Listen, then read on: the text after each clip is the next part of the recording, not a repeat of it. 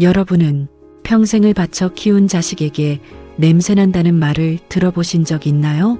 30년 세월 시장 바닥에서 내장 기름에 손이 부르트도록 국밥을 끓였습니다.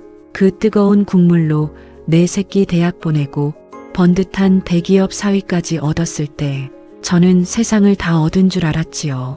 하지만 사위놈은 제 손을 잡기는커녕 제 몸에서 나는 고기 냄새가 역겹다며 딸아이 생일에 들고 간 국밥 뚝배기를 발로 차버렸습니다.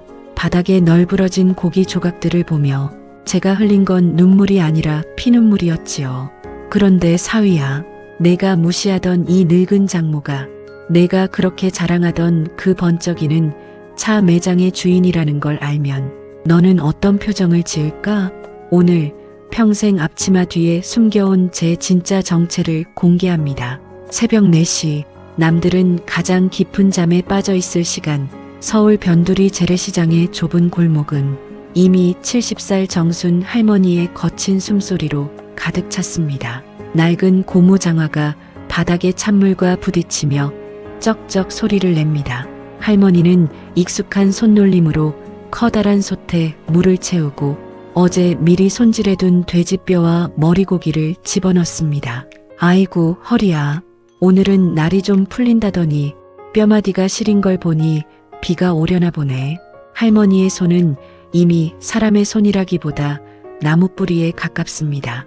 뜨거운 김에 데이고 칼날에 베이고 독한 세제에 부르튼 손등 위로 짙은 검버섯이 훈장처럼 박혀 있습니다. 사람들은 말합니다. 정순 할매, 이제 돈도 벌 만큼 벌었으면서 왜 저러고 산대?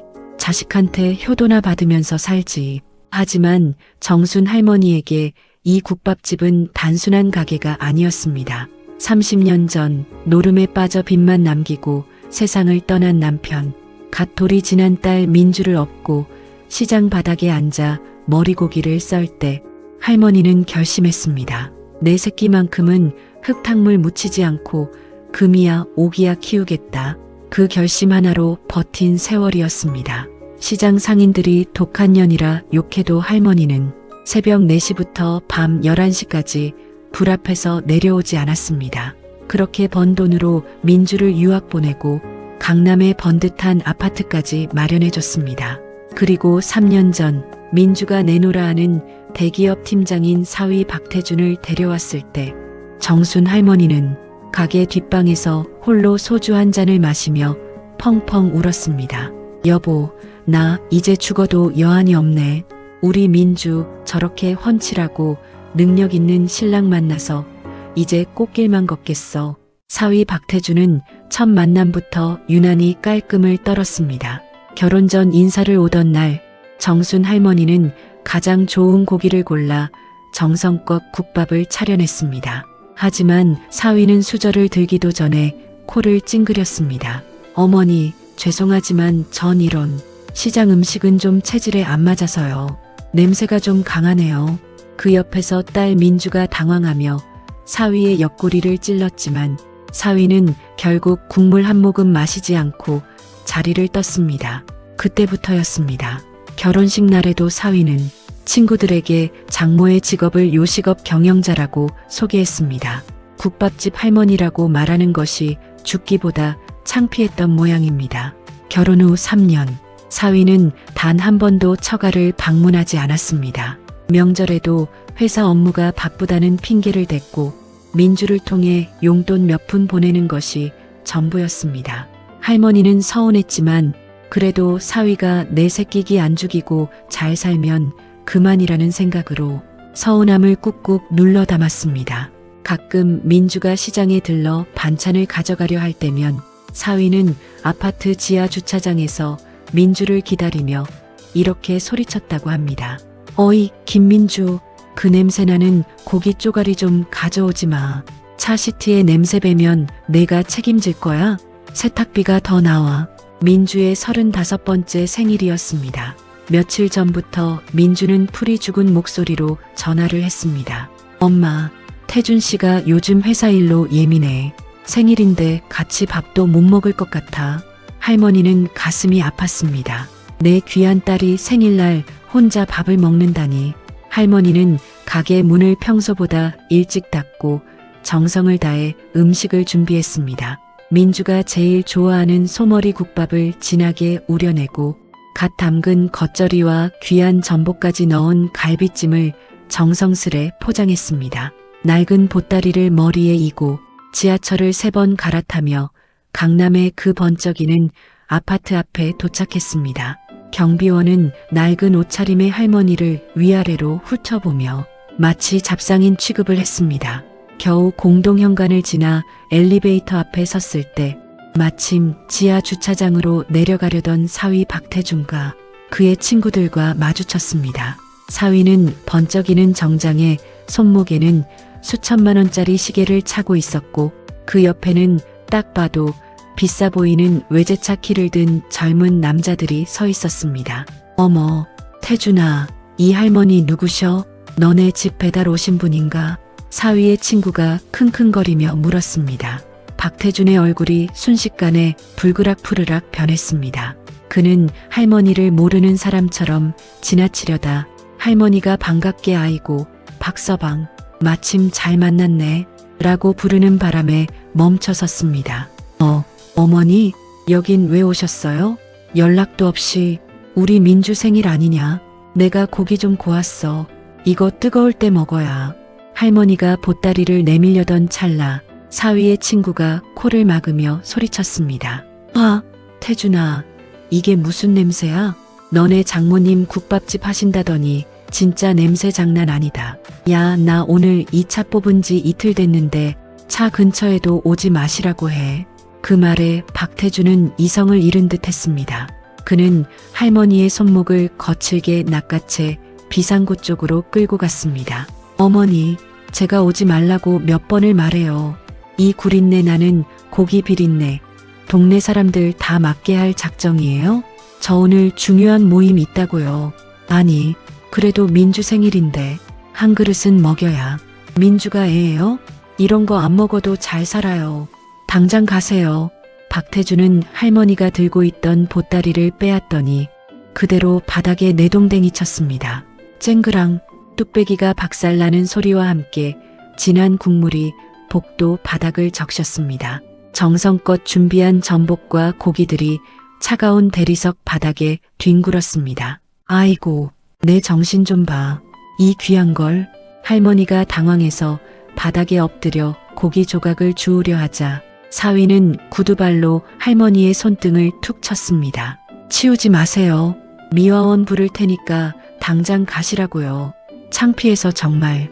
사위는 뒤도 돌아보지 않고 친구들과 함께 지하 주차장으로 내려갔습니다. 할머니는 박살난 뚝배기 조각들 사이에서 빨갛게 부어오른 손등을 비비며 멍하니 서 있었습니다. 복도 가득 퍼진 국밥 냄새가 오늘따라 왜 이렇게 서글프게 느껴지는지. 하지만 그때 할머니는 보았습니다. 사위가 지하 주차장에서 시동을 걸며 친구들과 나누는 대화가 비상구 문틈 사이로 메아리쳐 들려왔습니다. 야, 태준아, 장모님 좀 너무하신 거 아니야? 그래도 음식을 해오셨는데. 야, 말도 마. 저 노인네 죽기만 기다리고 있다니까. 저 국밥집 자리가 이번에 재개발 확정됐거든. 보상금만 70억이라더라. 그거 받으면 바로 강남 펜트하우스로 갈아타고 저 노인네랑은 인연 딱 끊을 거야. 냄새나서 같이 못 있어. 박태준의 낄낄거리는 웃음소리가 할머니의 심장에 비수처럼 꽂혔습니다. 할머니는 박살난 뚝배기 조각 하나를 쥐었습니다. 손바닥에서 피가 배어 나왔지만 아픈 줄도 몰랐습니다. 박서방, 내가 내 국밥 냄새가 싫다고 했더냐? 내가 기다리는 게 내 보상금이라고 했더냐? 정순 할머니의 눈에서 평생 모진 세월을 견디며 한 번도 보이지 않았던 도끼가 서리기 시작했습니다. 할머니는 낡은 앞치마에 묻은 국물을 닦아내고 보따리를 챙겨 일어섰습니다. 그래, 30년 국밥 인생, 이제 제대로 된 해장 한번 시켜줘야겠구나. 할머니는 품 안에서 낡은 스마트폰을 꺼냈습니다. 그리고 저장된 번호 중 하나를 눌렀습니다. 김 변호사, 나 정순이네. 이제 그만 앞치마 좀 벗어야겠어. 준비해둔 서류들 다 가져오게.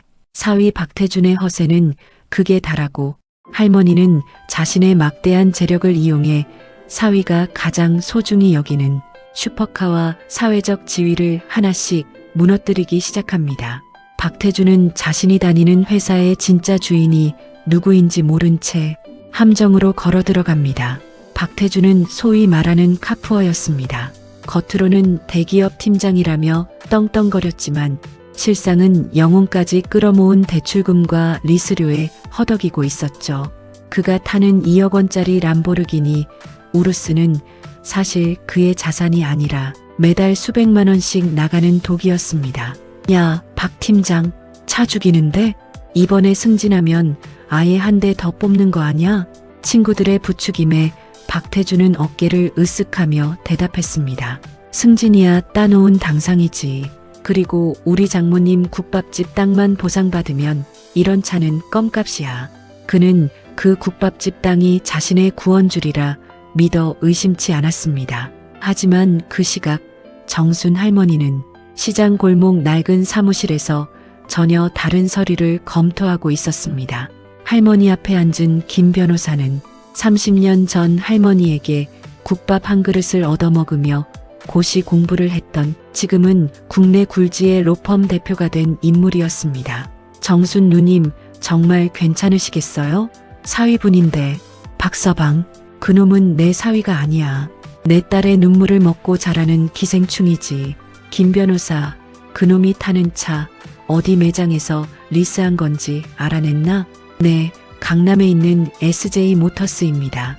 그런데 누님, 알고 계시죠? 그 매장 건물이 누님 명의인 건 물론이고 그 회사 지분의 40%가 누님 재단 소유라는 거요. 할머니는 차갑게 미소 지었습니다.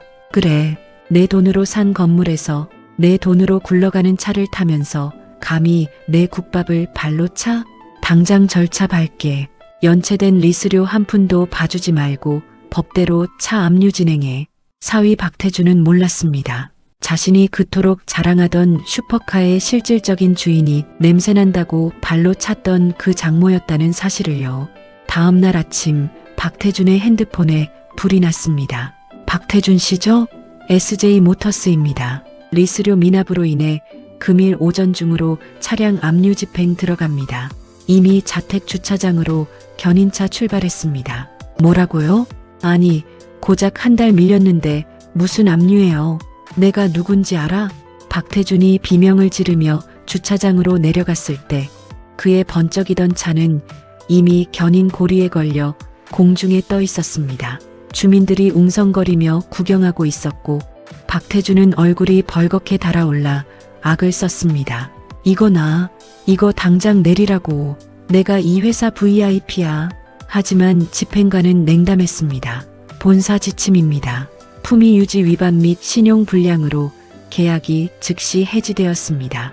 억울하면 본사 이사회에 직접 항의하시든가요. 박태준은 그 길로 택시를 잡아타고 회사로 향했습니다. 오늘 이사회에서 자신의 승진이 결정되는 날이었기에 어떻게든 체면을 세워야 했습니다. 하지만 회사 분위기는 평소와 달랐습니다. 박태준이 다니는 대형 건설사 태산건설. 박태준은 화장실에서 헝클어진 머리를 매만지며 다짐했습니다. 괜찮아. 오늘 팀장직만 따면 다 해결돼. 보너스 나오면 차는 다시 찾으면 그만이야. 그가 당당하게 회의실 문을 열고 들어섰을 때 상무와 전무들이 모두 기립해 있는 진풍경이 벌어지고 있었습니다. 누군가 귀빈석에 앉아 있었죠. 박 팀장, 왜 이제 오나? 오늘 우리 회사에 숨은 최대 주주님이 방문하셨네. 박태준은 고개를 숙이며 인사했습니다. 죄송합니다. 박태준 팀장입니다. 그리고 고개를 든 순간 그의 심장이 발끝까지 떨어지는 기분을 느꼈습니다. 그곳엔 명품 코트 대신 낡은 무늬의 가디건을 걸치고 목에는 30년 시장 상인의 자부심이 깃든 낡은 스카프를 두른 정순 할머니가 앉아 있었습니다. 그녀의 곁에는 국내 최고의 변호사들이 보디가드처럼 서 있었죠. 어머니, 여긴 어떻게?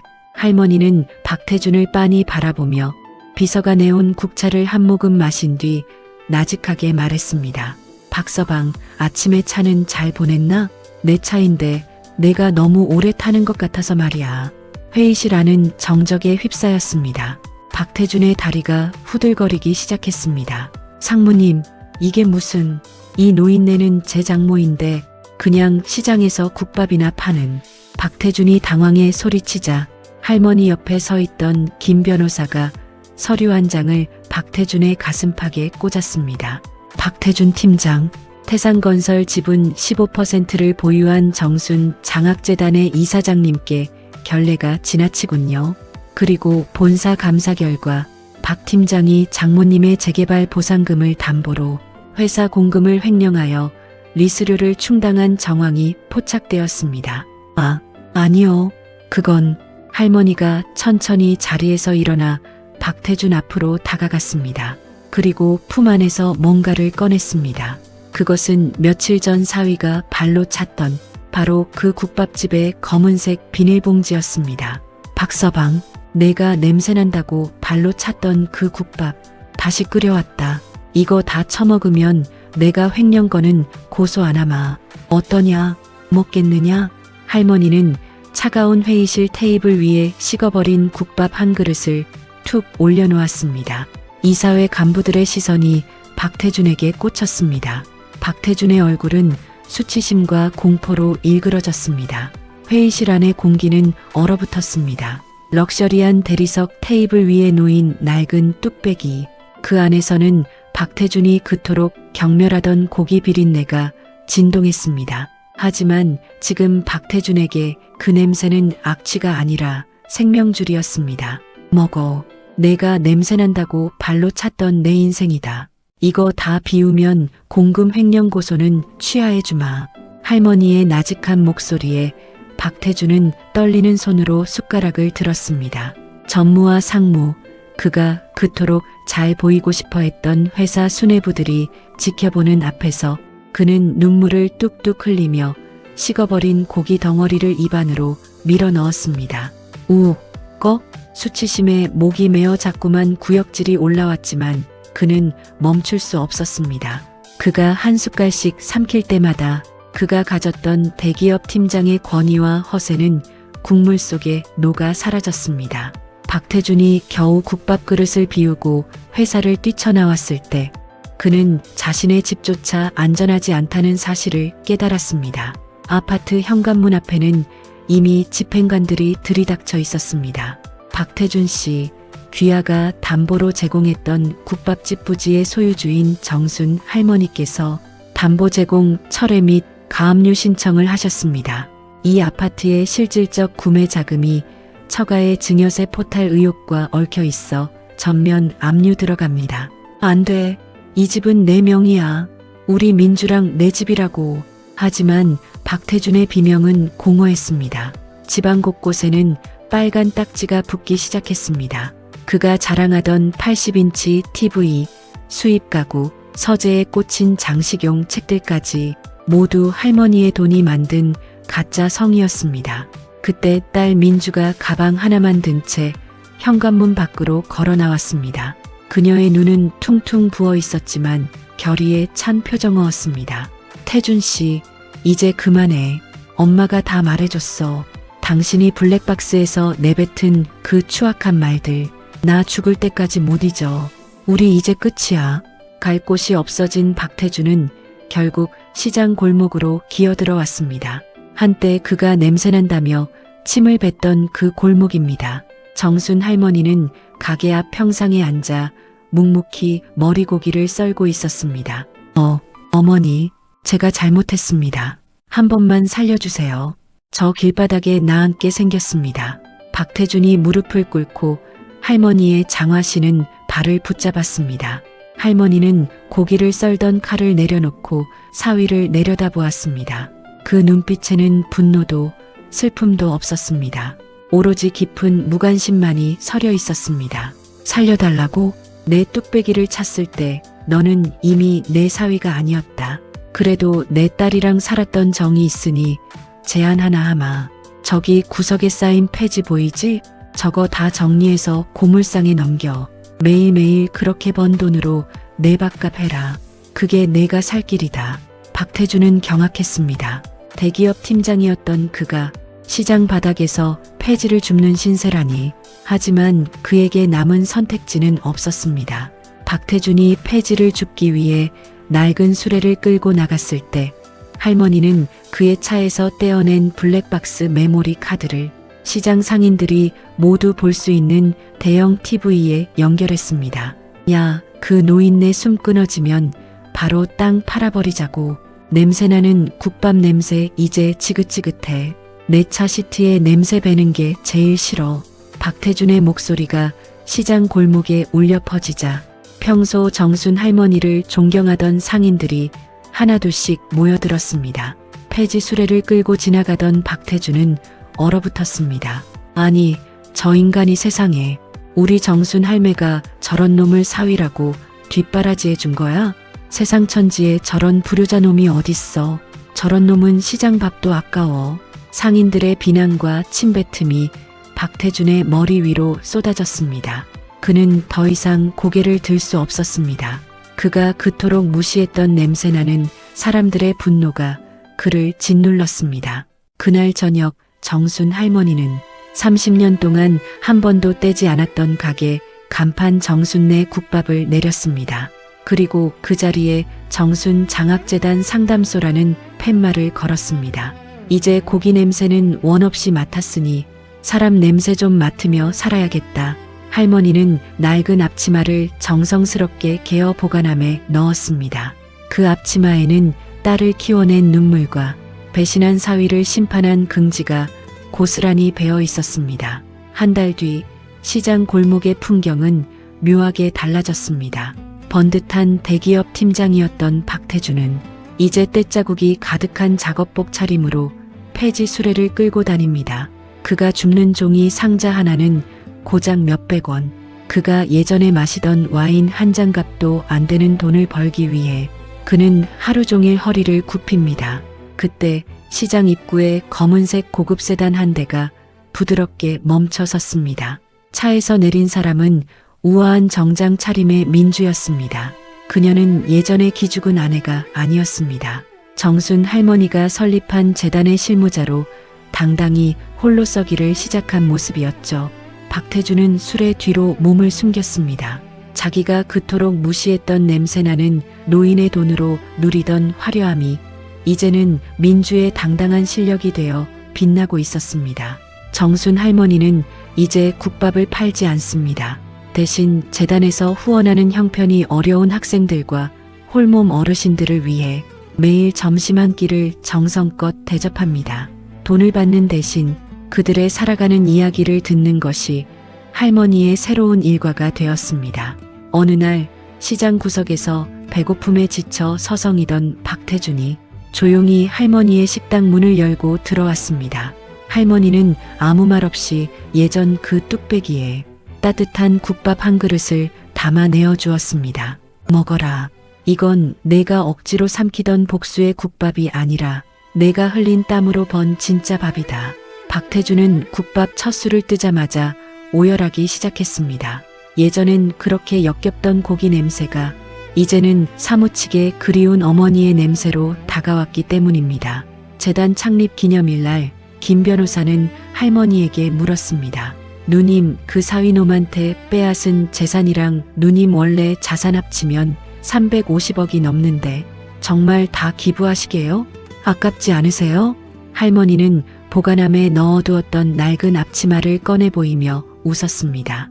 김 변호사, 내 인생에서 가장 빛나던 순간은 350억을 가졌을 때가 아니야.